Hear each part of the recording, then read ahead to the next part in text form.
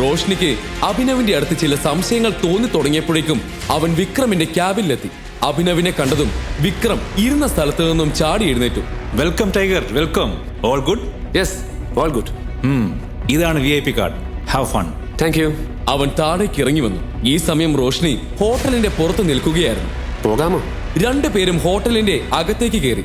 അതിനുശേഷം അവിടെ ഒരു ടേബിളിന്റെ അടുത്തിരുന്നു. അഭിനവാണെങ്കിൽ റോഷ്നിയെ നോക്കുന്നത് പോലുമില്ലായിരുന്നു. എന്നാൽ റോഷ്നി അഭിനവനെ നോക്കിക്കൊണ്ടിരുന്നു. എന്തുപറ്റി? എല്ലാം ഓക്കെ അല്ലേ? ഹാ, എല്ലാം ഓക്കെയാണ്. നീ ഈ ഓഫീസിലാണോ ജോലി ചെയ്യുന്നത്? നമുക്കെന്തെങ്കിലും ഓർഡർ ചെയ്താലോ? എനിക്ക് നല്ല വിശപ്പുണ്ട്. വെയിറ്റർ. അഭിനവ് റോഷ്നിയുടെ ചോദ്യം മനഃപൂർവ്വം ഒഴിവാക്കി. Hello sir, how may I help you? നീ എന്റെ അടുത്ത് നിന്ന് എന്തെങ്കിലും ഒളിക്കുന്നുണ്ടോ? ഇല്ലല്ലോ, സത്യമായിട്ടില്ല. ഞാൻ എന്തിനാണ് വെറുതെ നിന്റെ അടുത്ത് നിന്ന് എന്തെങ്കിലും ഒളിപ്പിക്കുന്നത്? 1 സെക്കൻഡ്. അഭിനവ് തനിക്കും റോഷ്നിക്കും വേണ്ടിയുള്ള ഓർഡർ കൊടുത്തു. 2 ജ്യൂസ് പ്ലീസ്. നീ എന്ത് ജോലിയാ ചെയ്യുന്നത്? ഞാനൊരു പ്രൈവറ്റ് ലിമിറ്റഡ് കമ്പനിയിൽ ചെറിയൊരു ജോലി ചെയ്യുന്നു. ഇത് വിക്രം സാറിന്റെ കമ്പനി അല്ലേ? ആ, അതെ. Hello gorgeous, you are so beautiful. എങ്ങോട്ട് വരണ്ടെന്നാ വിചാരിച്ചത്, പക്ഷെ എൻ്റെ മനസ്സ് അനുവദിച്ചില്ല. ഞാൻ നിനക്കൊരു കിടിലൻ ട്രീറ്റ് ഓഫർ ചെയ്യട്ടെ? അവന്റെ മുഖത്ത് വഷളത്ത് നിറഞ്ഞ ഒരു നോട്ടമുണ്ടായിരുന്നു. റോഷ്നിക്ക് അവന്റെ ഉദ്ദേശം മനസ്സിലായി. റോഷ്നിക്ക് മാത്രമല്ല, അഭിനവിനും മനസ്സിലായി. നിനക്ക് കണ്ടൂടെ? Already she's in a date with me. ആണോ? ഞാൻ കരുതി നീ ഇവളുടെ കുഞ്ഞനുജനാണെന്ന്. നീ ഇവളുടെ കൂടെ ഡേറ്റിന് വന്നതാണെന്ന് പറഞ്ഞ സ്ഥിതിക്ക് സ്നേഹത്തോടൊന്ന് പറയട്ടെ, ഇറങ്ങി പോടാ ഇവിടുന്ന്. അഭിനവ് കുറച്ചു നേരം മിണ്ടാതിരുന്നു. ഇവൻ എവിടെ വരെ പോകുമെന്ന് അവൻ അറിയണമായിരുന്നു.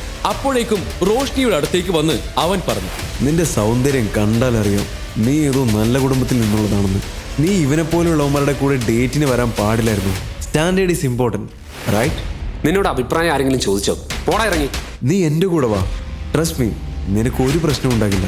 I would say you don't deserve such a down market boys. ജനിച്ച ഉടനെ ഉപേക്ഷിച്ച അലവലാതി. അഭിനവിന് ഇത് കേട്ടപ്പോൾ സഹിക്കാനായില്ല. അവൻ എല്ലാ അതിരുകളും ലംഘിച്ചിരുന്നു. എന്താ നീ പറഞ്ഞത്? എന്തൊക്കെ പറഞ്ഞതിന് അവൻ ശരിക്കും വാങ്ങിച്ചു. അഭിനവ് മറ്റെന്തും സഹിക്കും, പക്ഷേ അച്ഛനെ കുറിച്ച് മോശമായ ഒരു വാക്ക് പോലും സഹിക്കില്ല. നീ എന്താ പറഞ്ഞത്? ജനിപ്പിച്ച ഉടൻ അച്ഛൻ ഉപേക്ഷിച്ചവനല്ലേ? നിന്റെ അച്ഛൻ എന്താണ് നിന്നെ പഠിപ്പിച്ചത്? എടാ നീ. അവൻ അഭിനവിനെ എന്തൊക്കെയോ ചെയ്യണമെന്നുണ്ടായിരുന്നുവെങ്കിലും അവന്റെ വായിൽ നിന്നും ഒരക്ഷരം പുറത്തു വന്നില്ല. അവന്റെ മുഖത്ത് പേടി നിറഞ്ഞിരുന്നു. എന്താ ഇവിടെ നടക്കുന്നേ? ഇതൊരു റെപ്യൂട്ടഡ് ഹോട്ടലാണ്, മീൻചന്തയല്ല. മാനേജർ, ഇങ്ങനെയുള്ളവന്മാരൊക്കെയാണോ ഈ ഹോട്ടലിൽ കയറി ഇറങ്ങുന്നത്? അവനെ കുറിച്ച് അധികം അടിച്ചതായിട്ട് അഭിനവിനും തോന്നി. കണ്ടില്ല എന്നെ അടിച്ചത്? മൂക്കും മുഖവും എല്ലാം ഇടിച്ചില്ലാതാക്കി. മാനേജർ ആദ്യം അവനെ നോക്കി, അത് കഴിഞ്ഞ് അഭിനവിനെ നോക്കി. അഭിനവ് എന്തെങ്കിലും പറയുന്നതിന് മുൻപ് മാനേജർ തന്നെ പറഞ്ഞു, ഞങ്ങളുടെ VIP കസ്റ്റമറിനെ ഉപദ്രവിക്കാൻ നിനക്ക് എങ്ങനെ ധൈര്യം വന്നു? ഇവൻ ഞങ്ങളെയാണ് ശല്യം ചെയ്തുകൊണ്ടിരുന്നത്. ഇവന്റെ അടുത്ത് എത്ര തവണ വേണ്ട എന്ന് പറഞ്ഞു എന്നറിയാമോ? എന്നിട്ട് അവൻ പിന്മാറിയില്ല. അപ്പൊ പിന്നെ ഇതിന്റെ കൂടെ എന്റെ അച്ഛനെ പറ്റി മോശമായ കാര്യങ്ങളാണ് പറഞ്ഞത്. ഈ കേട്ടത് ശരിയാണോ? കള്ളം, പച്ച കള്ളം. അല്ല, ഈ നിസാര കാര്യത്തിനാണോ നിങ്ങൾ ഇദ്ദേഹത്തെ ഉപദ്രവിച്ചത്? എന്തൊക്കെയാണെങ്കിലും ശരി, നിങ്ങൾ ഇദ്ദേഹത്തോട് മാപ്പ് പറയണം. മാപ്പ് പറയണോ? ഞാൻ ഇവനോടോ? ഇവൻ എന്നോടും എന്റെ ഫ്രണ്ടിനോടും മാപ്പ് ഇങ്ങോട്ട് പറയണം. പറയടാ മാപ്പ്. എടാ നാറി, വാ അടച്ച് മാപ്പ് പറയടാ. നിനക്കറിയില്ല ഞാൻ ആരാണെന്ന്. എന്നോട് മാപ്പ് ചോദിക്കാതെ നിനക്ക് ഇവിടെ നിന്ന് പുറത്തു പോകാൻ പറ്റില്ല. പ്രശ്നങ്ങൾ കൈവിട്ട് പോയിക്കൊണ്ടിരുന്നു. ഇതിനിടയിൽ റോഷ്നി ഇടയിൽ കയറി മാനേജറിനോട് സംസാരിച്ചു. പ്രശ്നം അഭിനവന്റെ അടുത്തല്ല, ദാ ഇവന്റെ അടുത്താ. ഇവനാണ് എന്നെ ശല്യം ചെയ്യാൻ വന്നത്. ഞങ്ങൾ രണ്ടുപേരും ഇവിടെ ലഞ്ച് കഴിക്കാൻ വന്നതാണ്. അതിപ്പോ എന്തായാലും ശരി, ഇദ്ദേഹം മാപ്പ് ചോദിച്ചേ പറ്റൂ. മാനേജർ ഇങ്ങനെ പറയുന്നത് എന്തുകൊണ്ടാണെന്ന് അഭിനവിന് മനസ്സിലായി. അയാൾ അഭിനവിനെ അവന്റെ വസ്ത്രം കണ്ട് ജഡ്ജ് ചെയ്ത് കഴിഞ്ഞിരുന്നു. തന്റെ മുന്നിൽ മറ്റു വഴികളില്ല എന്ന് തിരിച്ചറിഞ്ഞപ്പോൾ അഭിനവ് പോക്കറ്റിൽ നിന്നും വിക്രമിന്റെ കാർഡ് പുറത്തെടുത്തു. അത് മാനേജർക്ക് നീട്ടി. തനിക്കറിയാമോ ഈ കാർഡ് എനിക്ക് ആരാണ് തന്നതെന്ന്? ഇതിൽ എഴുതിയത് വായിച്ചതിന് ശേഷം താനൊരു തീരുമാനം എടുത്തോളൂ. മാനേജർ അഭിനവിന്റെ കാർഡ് വാങ്ങിച്ചതിന് ശേഷം അത് സൂക്ഷിച്ചു നോക്കി. കാർഡിൽ എഴുതിയിരിക്കുന്ന പേര് കണ്ടതും അയാളുടെ കണ്ണുകൾ തള്ളിപ്പോയി. അഭിനവിന്റെ കയ്യിൽ വിക്രമിന്റെ കാർഡ് ഉണ്ടെങ്കിൽ അതിനർത്ഥം വിക്രമും അഭിനവും പരിചയക്കാരാണെന്നാണ്. പെൺകുട്ടികളോട് സംസാരിക്കുന്നതിന് മുമ്പ് വീട്ടിൽ പോയി അമ്മയോട് ചോദിച്ചു പഠിക്കേ എങ്ങനെയാണ് അവരോട് പെരുമാറേണ്ടതെന്ന്. വാ പോകാം. അഭിനവ് റോഷ്നിയെയും തന്റെ കൂടെ കൂട്ടി അവിടെ നിന്നും പുറത്തേക്ക് പോയി. രണ്ടുപേരും കാറിൽ പോയിക്കൊണ്ടിരുന്നു. എന്നാൽ പരസ്പരം ഒന്നും സംസാരിച്ചില്ല. ഇതെല്ലാം സംഭവിച്ചത് കണ്ടിട്ട് റോഷ്നി മനസ്സിൽ എന്തായിരിക്കും ചിന്തിച്ചിട്ടുണ്ടാവുക എന്ന് അവൻ അറിയണമായിരുന്നു.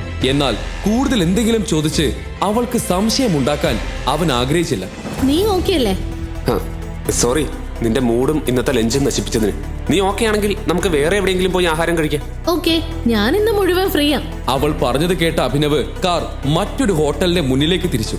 ആ ഹോട്ടലിന്റെ മുന്നിൽ കാർ നിർത്തി അവർ പുറത്തേക്ക് ഇറങ്ങി. ഹോട്ടലിന്റെ പേര് വായിച്ചതിന് ശേഷം റോഷ്നിയെയും കൊണ്ട് അവൻ അകത്തേക്ക് കയറി. ഈ ഹോട്ടൽ ഡേവിഡ് തരകന്റേതാണെന്ന് അഭിനവിന് മനസ്സിലായി. ഹോട്ടലിനൊപ്പം ഡേവിഡ് വലിയൊരു മാഫിയ ബിസിനസ്സും നടത്തുന്നുണ്ട്. മാഫിയ ലോകത്ത് ടൈഗറിന്റെ പേര് എത്രത്തോളം വലുതാണോ അതുപോലെ വലുതാണ് ഡേവിഡ് തരകന്റെ പേര്. എത്ര ബിസിനസ്സും ആളുകളുമാണോ ടൈഗറിനടുത്തുള്ളത് അത്രയും തന്നെ ഡേവിഡ് തരകന്റെ കയ്യിലുമുണ്ട്. ഇരു സംഘങ്ങൾക്കുമിടയിൽ പല ഭിന്നതകളുമുണ്ട്. ഇന്ന് ഡേവിഡിനെ കാണേണ്ടി വരുമോ എന്ന സംശയം അഭിനവിന്റെ മനസ്സിലുണ്ടായിരുന്നു. അപ്പോ എന്റെ അടുത്ത് നീ നിന്നെ കുറിച്ചൊന്നും പറയില്ലെന്ന് ഡിസൈഡ് ചെയ്ത് കഴിഞ്ഞല്ലേ? എന്തിനെ കുറിച്ചാണ്? അഭിനവിന് മനസ്സിലായി റോഷ്നിയുടെ ഉള്ളിൽ ഈ സംശയങ്ങൾ കറങ്ങുന്നത് എന്തുകൊണ്ടാണെന്ന്. എന്തുവാടോ ഒളിപ്പിച്ചു വെക്കാൻ ഇതിന് മാത്രം എന്ത് രഹസ്യം ഉള്ളത്? അല്ല, നിനക്ക് എന്താ അറിയേണ്ടത്? നീയുമായിട്ട് സംസാരിക്കുമ്പോ നിന്നെ കുറിച്ചല്ലേ എനിക്ക് അറിയണ്ടേ? അല്ല, അതിന് നിന്റെ അടുത്ത് പറയാൻ മാത്രം എന്റെ കയ്യിൽ ഒന്നുമില്ല. ഇതും പറഞ്ഞ് റോഷ്നിയുടെ അടുത്ത് നിന്ന് രക്ഷപ്പെടാൻ അവൻ അങ്ങോട്ടും ഇങ്ങോട്ടും നോക്കാൻ തുടങ്ങി. ഡേവിഡ് സാർ, ഇനി ഈ സിറ്റിയിൽ മാത്രമല്ല ഇന്ത്യ മുഴുവൻ അറിയപ്പെടാൻ പോവുകയാണ്. അതെ, മാർക്കറ്റിൽ നിന്നും ടൈഗർ അപ്രത്യക്ഷമായതോടെ അവന്റെ പേരും ഇല്ലാതായി. തൊട്ടടുത്ത് നിൽക്കുന്നവർ പരസ്പരം സംസാരിച്ചു കൊണ്ടിരിക്കുന്നത് അഭിനവ് ശ്രദ്ധിക്കുന്നുണ്ടായിരുന്നു. അവർ ടൈഗറിനെ കുറിച്ച് ഇങ്ങനെയൊക്കെയുള്ള കാര്യങ്ങൾ സംസാരിക്കുന്നത് എന്തുകൊണ്ടാണെന്ന് മാത്രം അവന് മനസ്സിലായില്ല. അഭിനവേ പറയടോ, എന്റെ അടുത്ത് നിന്ന് എന്തെങ്കിലും ഒളിക്കുന്നുണ്ടോ? ഇല്ല, ഞാൻ എന്തിനാ വെറുതെ ഒളിപ്പിക്കുന്നത്? ടൈഗർ അപ്രത്യക്ഷനായിട്ടില്ല. ടൈഗർ ജീവനോടെയുണ്ട്. അവൻ വൈകാതെ തന്നെ തിരിച്ചു വരും. നിന്നോട് ഞാൻ പറഞ്ഞതല്ലേ ജോണിയെ അധികം കുടിക്കരുതെന്ന്. നിന്നെ കൊണ്ട് കൺട്രോൾ ചെയ്യാൻ പറ്റില്ല. ഓരോ മണ്ടത്തരം പറഞ്ഞുകൊണ്ടിരിക്കും. ഇവന്മാരുടെ ധൈര്യം കണ്ടില്ലേ? ഡേവിഡ് തരകന്റെ ഹോട്ടലിൽ ഇരുന്ന് ടൈഗറിനെ കുറിച്ച് പറയുന്നു. ഒന്നെങ്കിൽ ഫിറ്റ് ആയിരിക്കും, അല്ലെങ്കിൽ അതിന് മാത്രം ധൈര്യം കാണും. മണ്ടത്തരം പോലും. മണ്ടത്തരം നീയാണ് പറയുന്നത്. ടൈഗറിനെ ഡേവിഡ് തരകനുമായിട്ട് കമ്പയർ ചെയ്യുന്നു. വിസ്കിയും നാടൻ ചാരയുമായി എന്ത് താരതമ്യം? ഞാൻ പറയുകയാണ്, ടൈഗർ ജീവനോടെയുണ്ട്. He will return soon. Johnny പറയുന്ന വാക്കുകൾ കേട്ടപ്പോൾ അഭിനവ് ശരിക്കും ഞെട്ടി. ജോണി മദ്യത്തിന്റെ പുറത്ത് പറയുന്നതാണോ അതോ തെളിവുകളുടെ അടിസ്ഥാനത്തിൽ പറയുന്നതാണോ എന്ന് അവൻ അറിയണമായിരുന്നു. അഭിനവ്, നീ ഇപ്പൊ എന്താ പറഞ്ഞേ? നീ എന്റെ കൂട്ടുകാരിയോട് കള്ളം പറയുകയാണോ? ഏത് കൂട്ടുകാരി? അനന്യ. അനന്യ? ഇല്ല, ഞാൻ എന്തിനാണ് അവളോട് കള്ളം പറയുന്നത്? അങ്ങനെയൊന്നുമില്ല. പിന്നെ റോഷ്നി, എനിക്ക് വളരെ പ്രധാനപ്പെട്ട ഒരു ജോലിയുണ്ട്. അതുകൊണ്ട് എനിക്ക് ഇപ്പോൾ തന്നെ പോകണം. നിനക്കറിയാലോ, ഞാൻ അനന്യയുടെ ഭർത്താവാണ്. വീട്ടിലെത്താൻ ഒരല്പം വൈകിയാൽ അവൾ എന്നെ കൊല്ലും. അവൾക്ക് സംശയം തുടങ്ങും. സംശയമോ? നിന്നെ കുറിച്ചോ? അവൾക്ക് നിന്നെ കാണുന്നത് പോലും ഇഷ്ടമല്ല. നിന്നെ കുറിച്ച് അവൾ ചിന്തിക്കുന്ന പോലുമില്ല. പിന്നെന്തിനാ അവൾക്ക് നിന്നെ സംശയം? അതെ, എനിക്കറിയാം. എങ്കിലും എനിക്കിപ്പോ പോയേ പറ്റൂ. ഞാൻ നിന്നെ വീട്ടിൽ വിടണോ? നമ്മൾ ഇനി എപ്പോഴാ കാണുക? ഇതിന് മറുപടി പറയാതെ റോഷ്നിക്കൊപ്പം അഭിനവ് ഹോട്ടലിൽ നിന്ന് പുറത്തിറങ്ങി.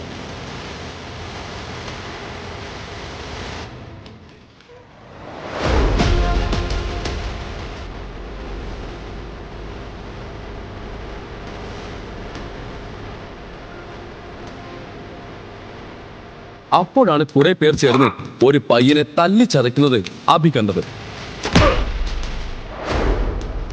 എന്തിനാ നിങ്ങൾ ആ പാവത്തിനെ തല്ലുന്നത്? നിനക്കറിഞ്ഞിട്ട് എന്ത് കാര്യം? കാര്യമുണ്ടല്ലോ. ഇവിടുന്ന് 2 കാലിൽ വീട്ടിലേക്ക് പോകണമെങ്കിൽ മിണ്ടാതെ സ്ഥലം വിട്ടു. തടി കേടാക്കാൻ നിൽക്കണ്ട. ചേടാ, ഈ ലൈൻ ഞാൻ നിന്നോട് പറയാൻ വരികയായിരുന്നു. എന്റെ ഡയലോഗ് മോഷ്ടിച്ചതിന് നിനക്ക് കുറച്ചുകൂടി തല്ല് കിട്ടും. ഡാ, ഹീറോ കളിക്കാൻ നിൽക്കല്ലേ. കൊച്ചിയിൽ ഇപ്പൊ ഹീറോയിസിന് മാർക്കറ്റില്ല.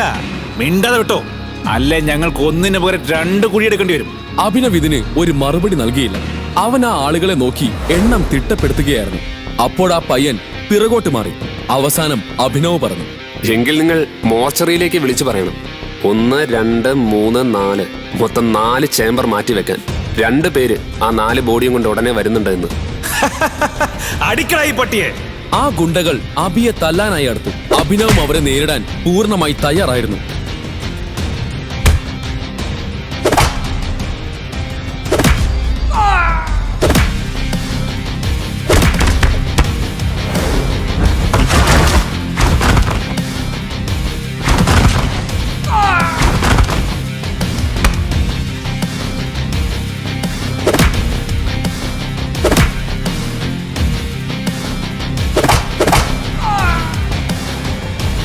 നിമിഷങ്ങൾക്കകം അഭിനവ് അവിടുത്തെ അന്തരീക്ഷവും സമയവും മാറ്റിമറിച്ചു.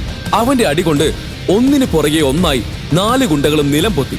രക്ഷപ്പെടാൻ ഒരു സാധ്യതയുമില്ലെന്ന് കരുതി മരണത്തെ കൺമുന്നിൽ കണ്ടു നിന്നിരുന്ന ജോണി എന്നു പേരുള്ള ആ പയ്യൻ അഭിനവിന്റെ ഈ രൂപം കണ്ട് ഞെട്ടിപ്പോയിരുന്നു. അവനെ സംബന്ധിച്ച് അഭിനവ് ദൈവത്തിന് തുല്യനായിരുന്നു. അപ്പോൾ അവനെ രക്ഷിച്ച് അവിടെ നിന്നും കൊണ്ടുപോകാൻ തുടങ്ങിയപ്പോൾ ജോണി ചോദിച്ചു, ചേട്ടാ, നിങ്ങൾ ആരാ? എന്തിനാണ് നിങ്ങൾ എന്റെ ജീവൻ രക്ഷിച്ചത്?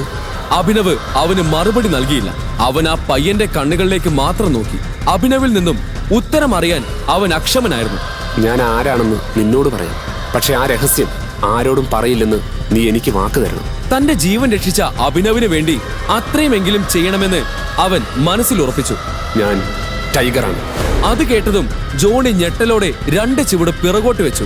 അവന്റെ കണ്ണുകൾ വിടർന്നു. അവൻ കണ്ണിമ ചിമ്മാതെ അഭിനവിനെ നോക്കി. താൻ കാണുന്നത് സ്വപ്നമാണോ യാഥാർത്ഥ്യമാണോ എന്ന് അവന് മനസ്സിലായില്ല. ജോണി കണ്ണിമ വെട്ടാതെ അഭിനവ് പോകുന്നത് നോക്കി നിന്നു. കുറച്ച് സമയത്തിന് ശേഷം അഭിനവ് ഹരിദേവൻ മേനോന്റെ വീട്ടിലെത്തി. അഭിനവ് അകത്തേക്ക് കയറുമ്പോൾ കണ്ടത് രാജയും ശാർമിളയും അനന്യയും എന്തോ ഗൗരവമായ കാര്യം ചർച്ച ചെയ്യുകയായിരുന്നു. എനിക്ക് എന്ത് ചെയ്യണമെന്നറിയില്ല. നമ്മൾ സൗരവനോട് സംസാരിക്കണം. കുറഞ്ഞപക്ഷം അവൻ വിക്രമനോട് നമുക്ക് വേണ്ടി സംസാരിക്കട്ടെ. വിക്രമന് മാത്രമേ ഇനി നമുക്ക് വേണ്ടി എന്തെങ്കിലും ചെയ്യാൻ കഴിയൂ. SR കോർപ്പറേഷന്റെ പിന്തുണ ലഭിച്ചില്ലെങ്കിൽ നമ്മൾക്കൊന്നും ചെയ്യാൻ കഴിയില്ല. അഭിനവ് വന്നത് കുറച്ച് വൈകിയായിരുന്നു. അതുകൊണ്ട് തന്നെ അവന് കാര്യങ്ങൾ മുഴുവനായും മനസ്സിലാക്കാൻ കഴിഞ്ഞില്ല. പക്ഷെ കേട്ടതിൽ നിന്ന് അനന്യയുടെ കമ്പനി എന്തോ വലിയ പ്രശ്നത്തിലാണെന്ന് അവന് മനസ്സിലായി. എനിക്ക് തോന്നുന്നത് നമ്മൾ ഫോക്കസ് സ്ക്രീൻ കമ്പനിയുടെ സപ്പോർട്ട് തേടണമെന്നാ. അമ്മ എന്താ ഈ പറയുന്നത്? ഈ 2 കമ്പനികളും നടത്തുന്നത് ടൈഗറാണ്. നമ്മളെപ്പോലുള്ളവർക്ക് ടൈഗറിനെ നേരിട്ട് പോയി കാണാൻ പോലും കഴിയില്ല. ആരും അയാൾ ഇന്നിവരെ നേരിട്ട് കണ്ടിട്ട് പോലുമില്ല. പിന്നെ നമ്മൾ എങ്ങനെ അവനെ കാണും? ചിലപ്പോ ശ്രീരാഗിന് നമ്മളെ സഹായിക്കാൻ പറ്റിയേക്കും. ഞാനൊരു കാര്യം ചെയ്യാം, അനന്യയുടെയും ശ്രീരാഗിന്റെയും വിവാഹം ഉടനെ ഫിക്സ് ചെയ്യാം. അല്ലെങ്കിലും ആ അഭിനവ് നമ്മൾക്ക് വേണ്ടി എന്താ ചെയ്തത് ഇതുവരെ? നമസ്കാരം. അത് കേട്ട് അഭിനവ് ചിരിയോടെ അവരുടെ അടുത്തേക്ക് നടന്നു. ക്ഷീണിച്ചിരുന്നെങ്കിലും താൻ എന്താണ് ചെയ്യുന്നതെന്ന് ഇവരെ അറിയിക്കാൻ അവൻ ആഗ്രഹിച്ചില്ല. അഭിനവ് സന്തോഷത്തോടെ അവരെ അഭിവാദ്യം ചെയ്തതും ശാർമിളയും അനന്യയും രാജീവും അവനെ നോക്കി. അവരുടെ കണ്ണുകളിൽ തീവ്രമായ ഒരുതരം ദേഷ്യമുണ്ടായിരുന്നു. അവരുടെ കണ്ണുകൾ കണ്ട് അഭിനവ് അത്ഭുതപ്പെട്ടു. അവർ ചിരിയോടെ അവനെ അഭിവാദ്യം ചെയ്യുമെന്ന് അവൻ ഒരിക്കലും പ്രതീക്ഷിച്ചിരുന്നില്ല. എങ്കിലും ഇന്ന് അവരുടെ കണ്ണുകളിൽ കണ്ട ദേഷ്യം അവന് വിചിത്രമായി തോന്നി. എന്താകും ഇനി സംഭവിക്കാൻ പോകുന്നത്? എന്തിനാണ് എല്ലാവരും അഭിനവിനോട് ദേഷ്യപ്പെടുന്നത്? അനന്യയുടെ പ്രശ്നം എന്താണ്? അഭിനവിന് അവളുടെ പ്രശ്നം പരിഹരിക്കാൻ കഴിയുമോ? ഈ കഥയുടെ ബാക്കി അറിയാൻ download pocket FM app. Link in description.